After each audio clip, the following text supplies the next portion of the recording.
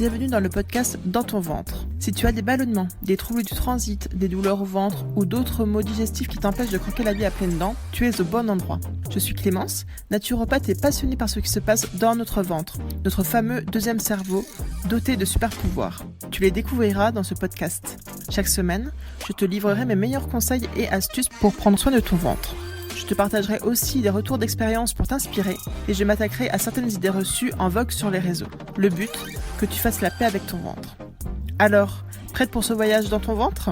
Je te laisse avec l'épisode du jour. Hello ! Aujourd'hui, je suis très contente de t'accueillir pour un nouvel épisode. Alors, aujourd'hui, on va vraiment aller explorer ce qui se passe au niveau cellulaire dans notre tube digestif. On va voir quels problèmes sont posés lorsque l'intestin devient trop perméable. Et avant tout, en fait, on va voir si l'hyperperméabilité intestinale, c'est un mythe ou une réalité. Est-ce que c'est quelque chose qui existe vraiment ? Et si ça existe, est-ce que tu es concerné ou pas ? Et si tu es concerné, comment on fait pour réussir à retrouver un intestin qui est normalement perméable ? Donc voilà, aujourd'hui, on va parler du dilemme de l'intestin.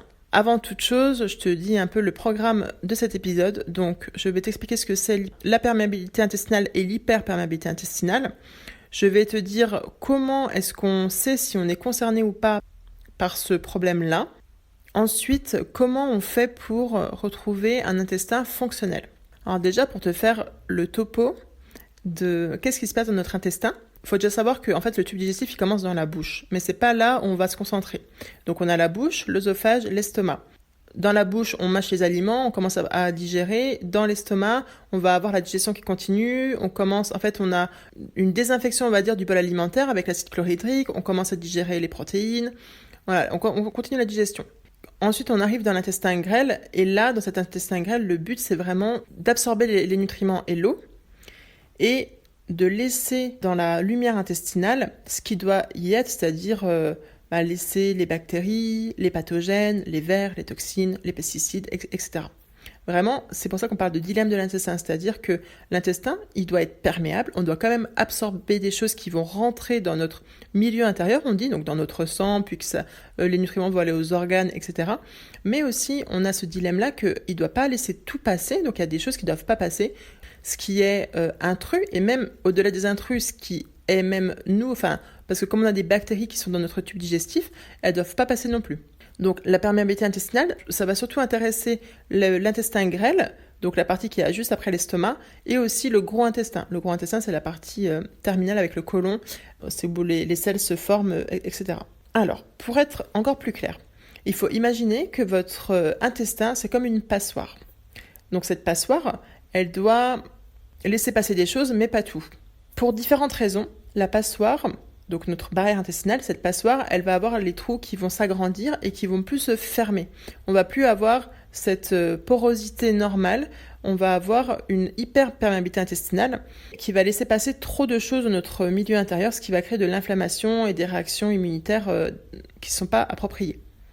Et pourquoi je vous dis, est-ce que ça existe ou pas, l'hyperperméabilité intestinale ? En fait, on sait au niveau de la médecine, au niveau de la science, ce qui se passe au niveau intestinal. On a des bactéries plus ou moins présentes. Si on est dans l'intestin grêle, on n'aura pas beaucoup de bactéries. Si on est dans le côlon, on aura beaucoup de bactéries qui sont dans un mucus. Le mucus, c'est une barrière de protection qui permet aussi aux bactéries de s'accrocher à l'endroit où elles doivent être. Bon, il y a beaucoup de propriétés pour le mucus. Et ensuite, on a nos cellules, les cellules de la barrière intestinale qui sont des entérocytes. Et parfois, ces cellules-là, elles ont des jonctions entre elles, on appelle ça des jonctions serrées, mais pas que, il y a d'autres jonctions. Mais c'est souvent dans l'hyperperméabilité intestinale, ce qui se passe, c'est que ces jonctions serrées n'arrivent plus à s'ouvrir de manière intermittente, elles restent ouvertes trop, et donc elles laissent passer des choses. En fait, ce rôle de passoire, il va plus fonctionner. C'est comme si un peu c'était une douane, comme si en fait, normalement, l'intestin, il sait ce qu'il doit faire rentrer ou pas dans notre sang, dans notre milieu intérieur. Il faut bien avoir en tête, en fait, pourquoi c'est important, cette perméabilité intestinale. Il y a eu plusieurs années avant que ce soit reconnu dans le monde médical et scientifique, bien qu'il y a eu des chercheurs qui sont vraiment spécialisés dans ça, dans cette hyperperméabilité intestinale, et qui aujourd'hui encore commencent à expliquer des mécanismes pathologiques par cette hyperperméabilité intestinale. C'est-à-dire par exemple la maladie cœliaque, qui est la maladie on ne peut pas manger du gluten, ce serait lié en partie à une hyperperméabilité intestinale. Ce serait un des facteurs en fait qui déclencherait la maladie. Bon, ça c'est un autre sujet. Mais voilà, c'est important de s'y intéresser et vous allez comprendre pourquoi, parce que peut-être que vous êtes concerné par ce problème-là. En tout cas, il faut retenir que l'intestin est face à un dilemme entre ce qui doit passer pour nous nourrir et ce qui doit rester à l'extérieur pour ne pas nous nuire. Mais dans quel cas, vous allez peut-être me demander, cette barrière est déséquilibrée et perturbée et donc crée une hyperperméabilité intestinale. Il y a différents facteurs qui peuvent l'expliquer. On a l'alimentation déséquilibrée, le stress chronique, des infections, la prise de certains médicaments comme les inhibiteurs de la pompe à protons ou des antibiotiques qui vont venir déséquilibrer notre flore intestinale. Il y a aussi le fait d'avoir une hygiène de vie qui ne soit pas adaptée. Enfin, il y a beaucoup de choses qui peuvent jouer. Et le problème, c'est qu'on va le voir dans la deuxième partie, mais les symptômes ne sont pas spécifiques. Il n'y a pas de signe clair qui va dire que là, vous avez une hyperperméabilité intestinale. C'est un ensemble de symptômes qui va permettre de déterminer si oui ou non vous avez cette perméabilité intestinale, en tout cas d'émettre cette hypothèse, en sachant que le diagnostic ne pourra être posé que par un médecin. Mais en sachant aussi que ce n'est pas considéré non plus comme une pathologie en soi. C'est plus un facteur de déséquilibre qui va créer d'autres pathologies ensuite. Je vais y revenir. Donc, je voulais vous parler des signes qui peuvent montrer que vous avez une perméabilité intestinale trop importante. Je vais vous prendre l'histoire d'un cas fictif de Sophie, par exemple, qui présente des symptômes variés, des troubles digestifs, donc des ballonnements, des intolérances alimentaires, une constipation. Elle a aussi des problèmes de peau, de l'eczéma, elle est souvent stressée et son médecin lui a dit qu'elle avait une maladie d'Hashimoto, donc une maladie auto-immune de la thyroïde. Elle a ces différentes choses, des médicaments, des compléments alimentaires pour calmer les maux de ventre, pour des pommades pour l'eczéma. Bon, elle prend un traitement pour la thyroïde, mais en fait, elle continue à être pas trop bien, elle est fatiguée, elle continue à avoir ses problèmes de peau, ses problèmes digestifs, malgré que voilà, elle voit des médecins, elle voit des thérapeutes. Et en fait, si on regarde au niveau cellulaire, ce qui se passe dans son tube digestif à ce moment-là, très certainement, elle a en fait ces problèmes d'hyperperméabilité intestinale, c'est-à-dire que son intestin est trop perméable et en fait il laisse passer soit des pathogènes, soit des bactéries, donc nos propres bactéries qui vont passer dans notre sang, qui ne doivent pas être dans notre sang, parce que là en fait il faut comprendre que lorsqu'il y a des bactéries gentilles ou méchantes, donc pathogènes ou amies, qui passent dans notre sang, le système immunitaire va se mettre en action pour tuer cet envahisseur, ou en tout cas voilà, pour anéantir ce pathogène. Et c'est là en fait le problème de cette hyperperméabilité intestinale, parce que souvent, accompagné de cet intestin trop perméable, on a le mucus, donc je vous parlais du mucus qui est sur les cellules intestinales et qui les protège, qui va être perturbé en général. La couche est amincie, il n'y a pas assez de mucus, et aussi on va avoir un déséquilibre de la flore intestinale. Donc c'est un tout qu'il faut prendre en charge. Je t'en parlerai dans la troisième partie. Mais en tout cas, retenir que cet intestin trop perméable va créer une inflammation chronique au niveau digestif, parce que en fait, comme il y a des choses qui passent et qui ne devraient pas passer, ça va activer sans cesse le système immunitaire. Donc le système immunitaire, je vous rappelle, qui est le gardien de notre santé, c'est-à-dire que en général, je dis que c'est comme l'armée, en fait, c'est-à-dire qu'ils vont agir dès qu'il y a un pathogène pour l'éliminer. Mais en fait, si l'intestin il est perméable sur plusieurs semaines, plusieurs mois, on va avoir une inflammation, donc chronique, parce que le système immunitaire est toujours activé, qui va s'étendre au niveau de l'organisme, ce qui donne ensuite des symptômes à distance, et c'est là le problème. C'est que, en fait, c'est pas parce qu'on a un intestin trop perméable qu'on n'aura que des symptômes digestifs. On va aussi avoir des symptômes comme des douleurs articulaires. On peut avoir aussi de l'obésité qui va être entretenue par cet intestin trop perméable. On va avoir des problèmes d'allergie au pollen, même des allergies alimentaires. On va avoir des maladies auto-immunes, comme la maladie d'Hashimoto. On va avoir tout un ensemble de symptômes qui n'est pas spécifique. Peut-être que vous vous demandez, ok, c'est pas spécifique, mais est-ce qu'il y a des manières de savoir si vraiment on est atteint de cette hyperperméabilité intestinale ? Alors oui, il y a des tests qui se font pas forcément en routine, qui se font pas en routine d'ailleurs, et enfin qu'on peut demander par exemple à un laboratoire comme le laboratoire LIMS, le laboratoire belge, là qui peut doser la zonuline. La zonuline, c'est en fait ce qui va être sécrété au niveau de la membrane intestinale, et lorsqu'elle est trop élevée, ça montre effectivement qu'il y a un problème, que l'intestin est trop perméable. Donc une zonuline augmentée permet de mettre en évidence une hyperperméabilité intestinale sans savoir quelle est la cause. Ça, c'est en lien avec l'interrogatoire du client, ses différents symptômes, son histoire, etc. Ensuite, on va avoir le dosage des LBP. Les LBP, c'est les lipopolysaccharides binding proteins.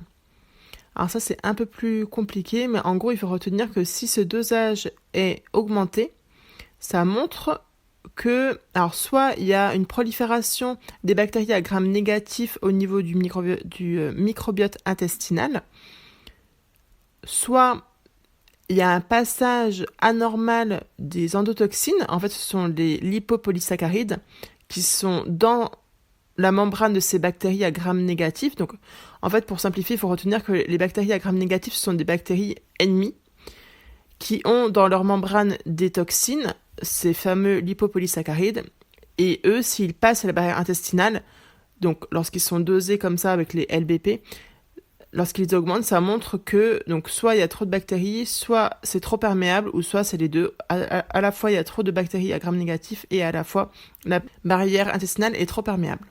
Ça, c'est un dosage qui est aussi intéressant, et toujours, je le rappelle, tout ce qui est bilan sanguin, urinaire, etc., c'est à remettre dans le contexte, en lien avec les symptômes et en lien avec les différences, s'il y a des médicaments qui sont pris, des compléments alimentaires, etc.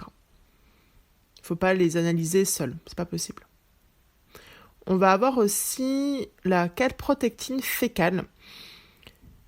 Alors ça va pas être spécifique de l'hyperperméabilité intestinale, c'est plutôt en lien avec une inflammation. Une inflammation intestinale, donc ça c'est plutôt un suivi dans les maladies inflammatoires, maladies de Crohn et rectocolite hémorragique. C'est pas en tout cas un dosage à faire si vous n'avez pas de pathologie comme ça en première intention. C'est pas un dosage de première intention. Et pour finir, il y a un dernier examen qui est intéressant. C'est le rapport lactulose-mannitol qui permet vraiment de voir s'il y a une hyperperméabilité intestinale. Ça consiste à ingérer 2 sucres qu'on ne métabolise pas normalement, donc c'est du lactulose et du mannitol, c'est-à-dire qu'ils vont normalement être excrétés via les urines.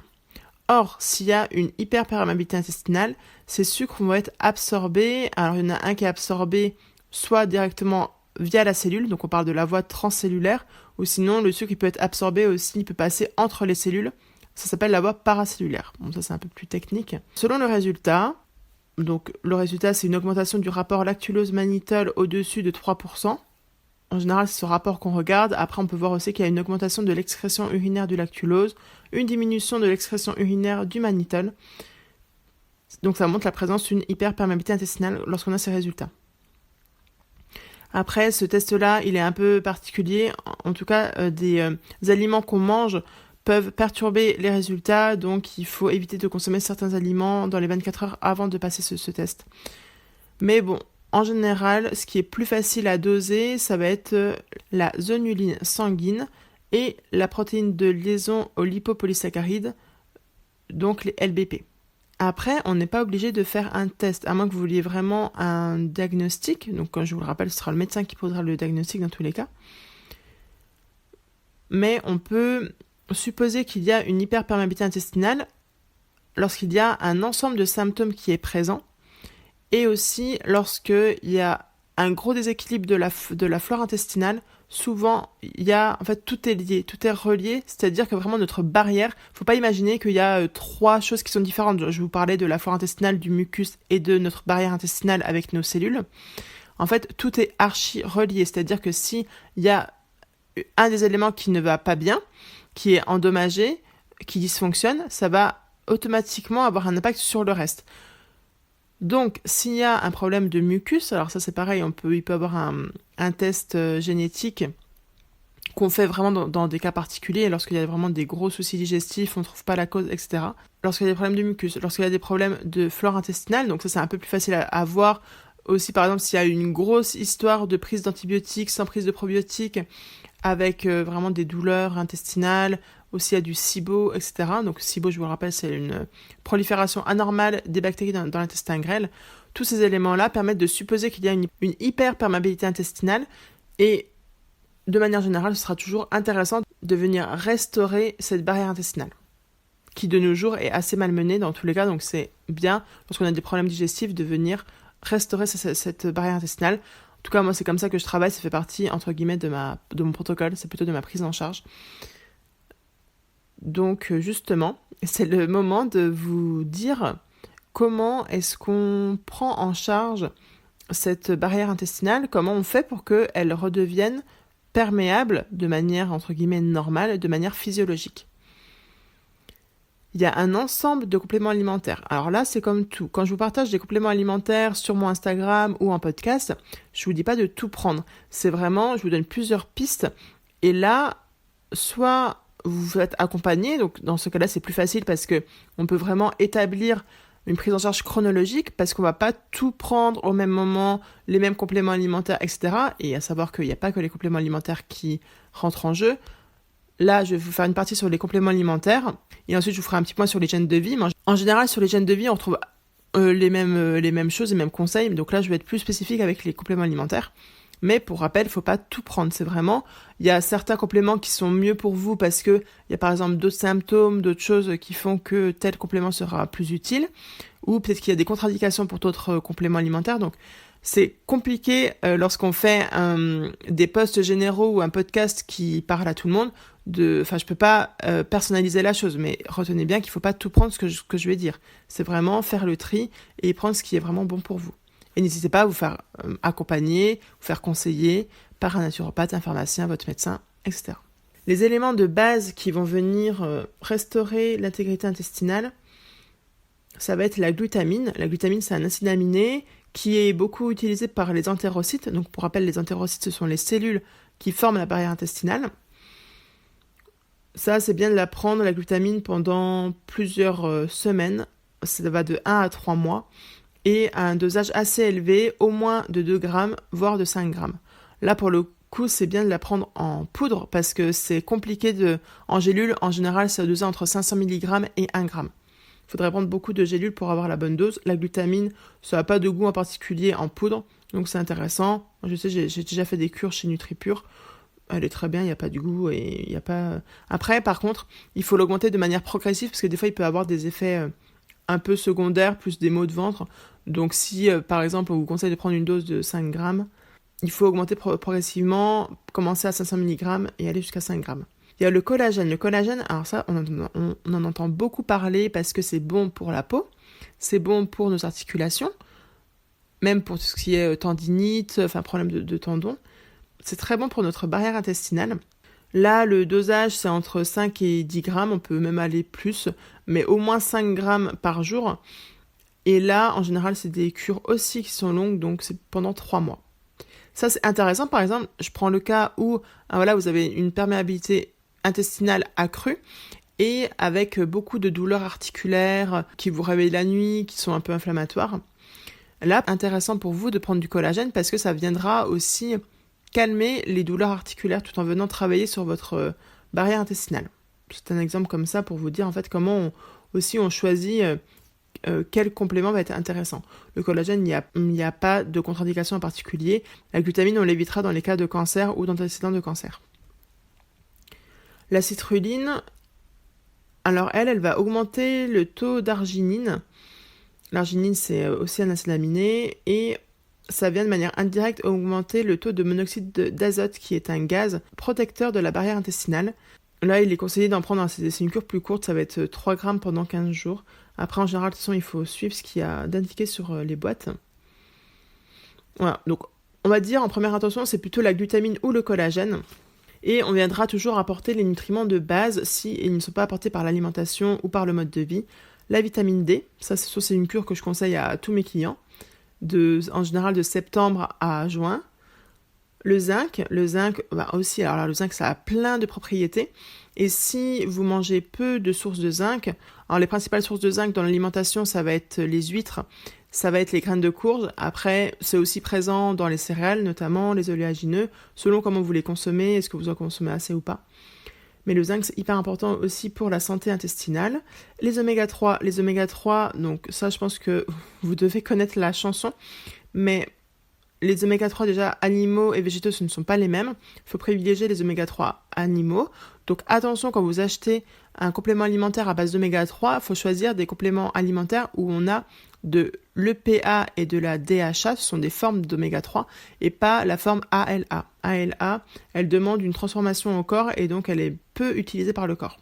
Il faut en consommer beaucoup pour avoir un taux intéressant pour le corps. Donc les oméga 3, si vous mangez moins de 3 poissons gras par semaine, poissons gras ça va être maquereau, sardines, harengs et saumon. Le saumon, il ne faut pas trop en consommer parce qu'il est assez pollué. Il faut prendre des oméga 3 en complément alimentaire et on vise 1 gramme par jour. Pareil, les oméga 3 de chez NutriPure, c'est vrai que j'utilise pas mal cette marque et ils sont très bien.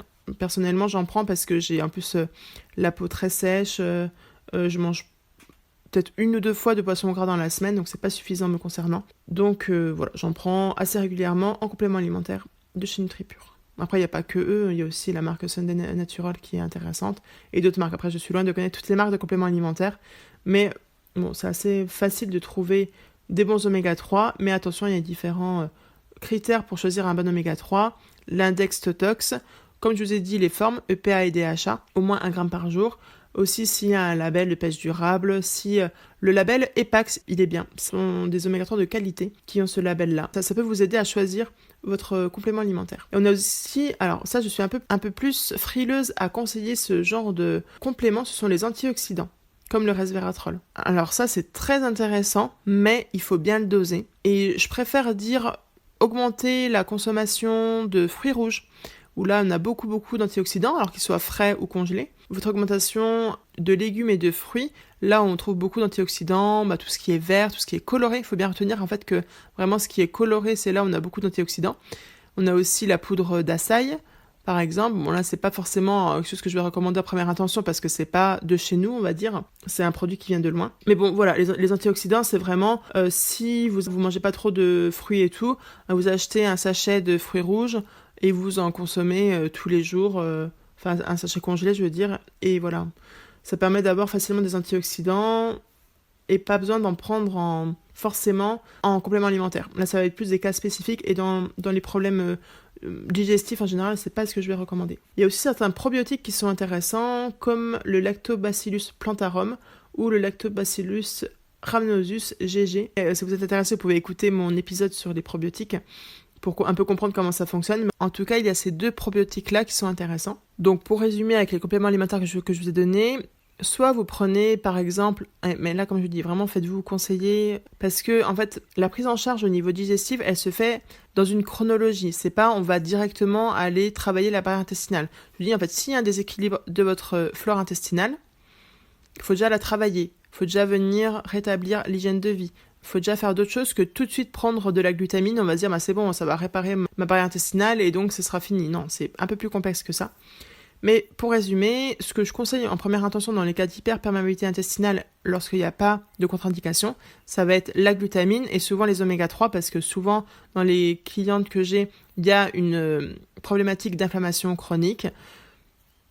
Voilà, ou soit elles augmentent leur consommation de poisson, mais sinon ce sera en complément alimentaire. Le collagène qui est aussi très intéressant, que je conseille aussi pas mal, mais voilà, c'est vraiment à adapter au cas par cas. Comme je vous ai dit, la vitamine D, c'est quelque chose que je conseille de manière automatique à toutes mes clientes. Et après, comme on le sait, les compléments alimentaires c'est un complément, donc il y a bien sûr l'alimentation à revoir, à rééquilibrer. Parce que souvent dans l'hyperperméabilité intestinale, c'est qu'il y a eu une alimentation déséquilibrée ou en tout cas des choses qui sont consommées et qui ne sont pas tolérées par l'organisme. Donc il y a des fermentations, de la putréfaction, c'est des protéines. Peut-être qu'il y a du végétarisme qui n'est pas équilibré, du végétalisme, etc. Donc ça, c'est à travailler. Bien sûr, tout ce qui est stress, tout ce qui est hygiène de vie, sommeil, mouvement, contact avec la nature, contacts sociaux, épanouissement au travail, tout ça, bien sûr, on travaille toujours en naturopathie, mais là, vraiment, les axes importants dans cette hyperperméabilité intestinale, ça va être l'alimentation, le stress, le mouvement et le sommeil. Donc là, c'est vraiment au cas par cas de revoir les habitudes de vie, de revoir l'hygiène de vie, comment on vit de manière globale, est-ce qu'on est heureux dans sa vie de manière générale. Mais voilà, dans cet épisode, je voulais vous montrer que finalement, je sais pas actuellement quel est le pourcentage de personnes touchées par ce trouble-là de l'hyperperméabilité intestinale, mais pour rappel, c'est pas une pathologie en soi, c'est un facteur, une prédisposition pour développer d'autres pathologies. Et des pathologies en général qui sont globales. L'hyperperméabilité intestinale qui est chronique va déclencher des troubles généraux, comme je vous ai dit. Alors, ça peut déclencher, bien sûr, au niveau intestinal. Donc, on a vu la maladie cœliaque, les maladies inflammatoires intestinales, maladie de Crohn, rectocolite hémorragique. Ça va aussi donc entraîner des maux digestifs non spécifiques, des allergies, mais aussi des troubles Même au niveau du cerveau, ça a un impact. Ça peut entrer aussi dans le diabète parce que ça crée une inflammation, ça peut aussi entraîner donc des maladies articulaires, etc. Donc c'est pour ça que prendre soin de son tube digestif, c'est vraiment la base. Même si vous n'avez pas forcément beaucoup de troubles digestifs, en fait, dès lors que vous avez des problèmes chroniques, surtout inflammatoires, il faut s'intéresser à votre tube digestif. C'est vraiment la base. Et c'est vrai que dans notre monde occidental, on a souvent tendance à penser on a tel symptôme, on le traite. On a tel symptôme, on le traite avec tel complément, tel médicament. Mais grâce à la naturopathie et à la nutrition fonctionnelle, ça m'a vraiment apporté une vision globale. Et il faut bien voir que lorsqu'on agit au niveau digestif, qu'on améliore la fonction, qu'on améliore la flore intestinale, la barrière intestinale et tout cet environnement, ça agit par effet domino, c'est comme un cercle vertueux, et ça va venir agir de manière positive sur le reste du corps. Donc vraiment, c'est pour ça que je vous invite à vous faire accompagner si vous avez des troubles chroniques, notamment digestifs, mais aussi globaux. Si vous avez des troubles digestifs chroniques accompagnés d'autres maladies, même des maladies auto-immunes, maladies de Hashimoto ou d'autres maladies auto-immunes, c'est vraiment important de venir voir ce qui se passe au niveau digestif et de travailler ce côté digestif. C'est vraiment un des piliers principaux de votre santé. Voilà, on arrive à la fin de cet épisode, j'espère que ça vous aura plu.